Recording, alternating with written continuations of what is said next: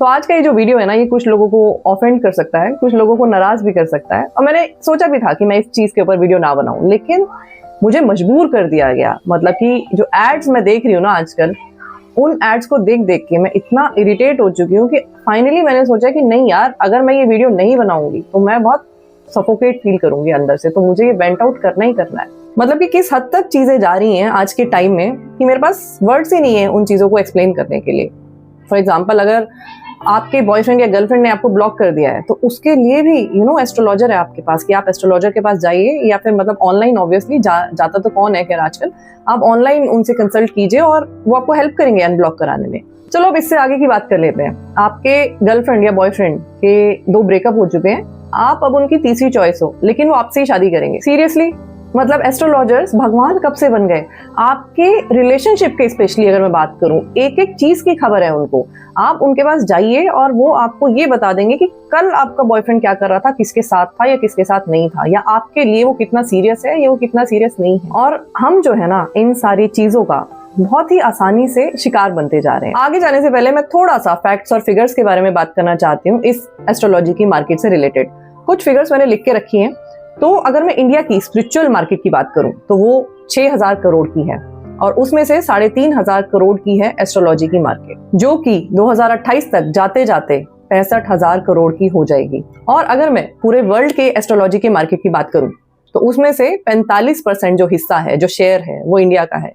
मतलब कि पूरे वर्ल्ड का जो भी कुछ एंटायर मार्केट है एस्ट्रोलॉजी का, उसमें से 45% शेयर जो है वो इंडिया डाल रहा है उसमें। अच्छा, आगे बात करने से पहले मैं आपको ये बता दूं कि मुझे एस्ट्रोलॉजी से कोई भी दिक्कत नहीं है।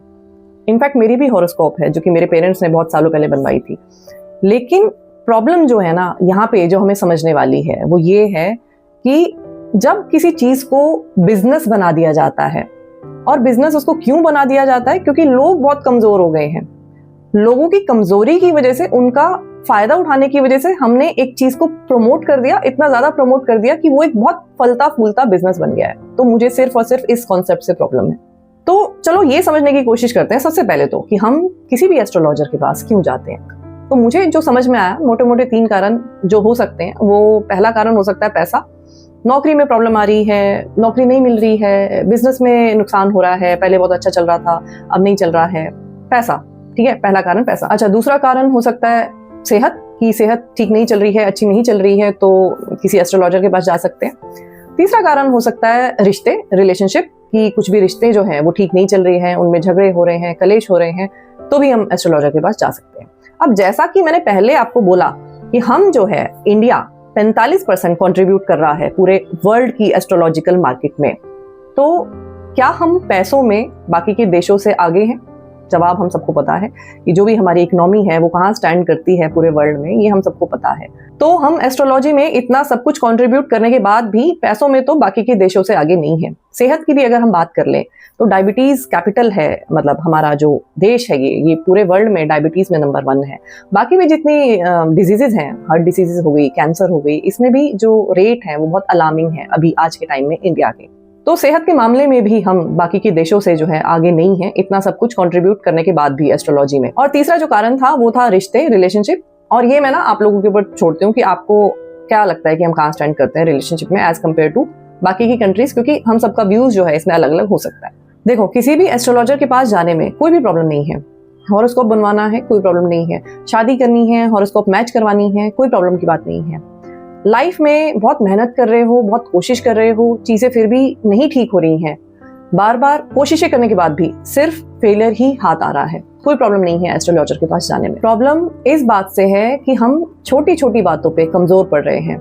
हम छोटी छोटी बातों पे कारण ढूंढ रहे हैं, या तो हम ये सोच रहे हैं कि हमारे स्टार्स की गलती है जो भी कुछ हमारे साथ हो रहा है, या फिर हमें ये लगता है कि कोई हमें ये कह दे कि आपके साथ जो भी कुछ हो रहा है ना, इसमें आपकी गलती नहीं है, किसी थर्ड पर्सन की गलती है। और ये सब कुछ सुन के हमें स्ट्रेंथ मिलती है, हमें थोड़ा सा ना हमें स्ट्रांगनेस फील होती है। लेकिन वो स्ट्रांगनेस जो है वो सही स्ट्रांगनेस नहीं है। स्ट्रांगनेस जो है वो तब आती है, परमानेंट वाली स्ट्रांगनेस तब आती है जब हम अपने अंदर अपनी चीज़ों को इंट्रोस्पेक्ट करते हैं और फिर हम सोचते हैं कि जो भी कुछ चीज़ें हमारी ज़िंदगी में हमारे साथ हो रही हैं वो क्यों हो रही हैं, अगर कोई थर्ड पर्सन हमारे साथ ऐसा कर रहा है तो क्यों कर रहा है। सबसे बड़ी बात ये है कि इन बड़ी बड़ी कंपनीज को ये बात बहुत अच्छे से समझ में आ गई है कि हम लोग आज के टाइम में कितने कमज़ोर हो चुके हैं। इन लोगों को पता है कि अगर आज के टाइम में हमारा कोई फ़ोन भी नहीं उठाता तो हमें दिक्कत होने लग जाती है और हमें ऐसा लगने लग जाता है कि शायद उसकी लाइफ में कोई और तो नहीं आ गया, और हम फट से किसी भी एस्ट्रोलॉजर को इन ऑनलाइन ऐप में कंसल्ट करने लग जाते हैं। और यही हमारी कमज़ोरी का फ़ायदा उठा उठा के ये जो कंपनियां हैं ये इतनी बड़ी बन चुकी हैं, और जैसे कि मैंने आपको बताया कि इनका मार्केट शेयर जो है वो आजकल क्या चल रहा है, ये सब कुछ सिर्फ और सिर्फ हमारी वीकनेस की वजह से है। और यहाँ पे प्रॉब्लम सिर्फ इतनी ही नहीं है, प्रॉब्लम की बात सबसे बड़ी ये भी है कि जितने भी ऑनलाइन ऐप्स हैं या फिर एस्ट्रोलॉजर हैं, 90% जो लोग हैं वो तो जेन्युइन भी नहीं है, और शायद ये 90% भी मैं कम ही बोल रही हूँ। आप किसी के पास भी जाओगे, सब लोगों की प्रॉब्लम आजकल एक जैसी है, सब लोग परेशान हैं, सब लोग दुखी हैं। अगर आपकी एज कम है तो आपके जाते ही वो एक जेनरिक सी प्रेडिक्शन आपको लेके कर देंगे कि आपका रिलेशनशिप है, रिलेशनशिप में आपको धोखा मिला है या आपका ब्रेकअप हो गया है, और आपको ऐसा लगेगा कि हाँ ये तो बिल्कुल जेन्युइनली मेरे बारे में बोल रहा है। थोड़ी सी अगर आपकी उम्र ज्यादा है और अगर आपने ये बता दिया कि आप शादीशुदा हो तो क्या कोई बोल सकता है। यही चीजें आएंगी कि आपका जो भी रेस्पेक्टिव स्पाउस है वो आपकी बात नहीं मानता, वो आपकी सुनता नहीं है, वो आपको समझता नहीं है, और आपको लगेगा कि हाँ ये कितना जेन्युइनली प्रेडिक्ट कर रहा है मेरी लाइफ को। और अगर आपका पहनावा इतना अच्छा नहीं है तो सबसे पहला जो पॉइंट आएगा वो ये आएगा कि आपकी लाइफ में पैसों की बहुत बड़ी किल्लत चल रही है, प्रॉब्लम चल रही है। तो मेरी नज़रों में 90% से ज़्यादा जो एस्ट्रोलॉजर हैं वो एस्ट्रोलॉजर ना होके साइकोलॉजिस्ट हैं। मुझे जो सबसे बड़ी प्रॉब्लम है कि ये लोग डर को बेचते हैं। आपका ये ग्रह खराब है, आपका वो ग्रह भारी है, ये दशा खराब चल रही है, और जब आदमी डर जाता है तो फिर ये होप को बेचने लग जाते हैं, फिर ये उम्मीद को बेचने लग जाते हैं। आप ये कर लो तो ये ग्रह शांत हो जाएगा, आप वो कर लो तो ये जो दशा है वो आपकी ठीक हो जाएगी। और जब हम इस डर और होप की साइकिल में फंस जाते हैं ना, तो हम खुद को इंट्रोस्पेक्ट करना बंद कर देते हैं, खुद के अंदर कमियां ढूंढना बंद कर देते हैं, और इसी वजह से खुद की सेल्फ डेवलपमेंट हम नहीं कर सकते जब हम ब्लेम जो है वो किसी और चीज के ऊपर शिफ्ट कर देते हैं। तो वीडियो खत्म करने से पहले अगर मैं अपनी बात करूं तो मैं 1% एस्ट्रोलॉजी को फॉलो नहीं करती हूं अब प्रेजेंट मोमेंट पे अपनी लाइफ में।